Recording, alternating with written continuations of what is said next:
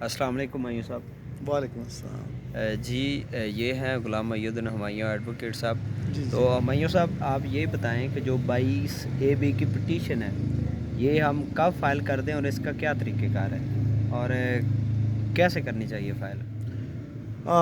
جب ایک جو پرسن ہوتا ہے اس کے ساتھ کوئی کاگنیزیبل اوفینس کمٹ ہوتا ہے تو وہ سب سے پہلے رجوع کرتا ہے، جو اسٹیشن ہاؤس آفیسر ہوتا ہے اسے اپنی اپلیکیشن دیتا ہے۔ اگر وہ اس کا FIR کا اندراج نہیں کرتا تو دین اسٹیشن ہاؤس آفیسر سے مراد؟ ہاں، پولیس اسٹیشن پولیس اسٹیشن، ٹھیک ہے جی، دین آپ جو ہے وہ عدالت سے رجوع کرتے ہیں اور آپ جو ہے انڈر سیکشن 22AB آپ اپنی پٹیشن فائل کرتے ہیں اندراج مقدمہ کے لیے۔ ٹھیک ہے۔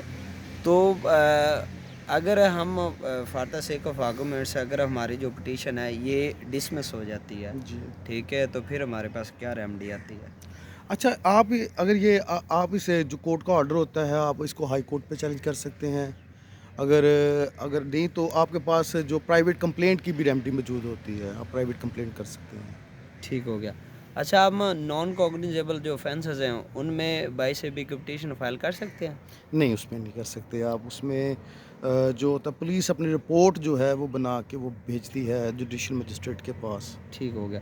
اچھا، 22AB کی جو ریٹ ہے، ٹھیک ہے، یہ سیشن کورٹ میں فائل ہوگی؟ جی، سیشن سیشن کورٹ میں فائل ہوگی۔ اور ایک ایڈوائس ہمارے ینگ لائرس کے لیے؟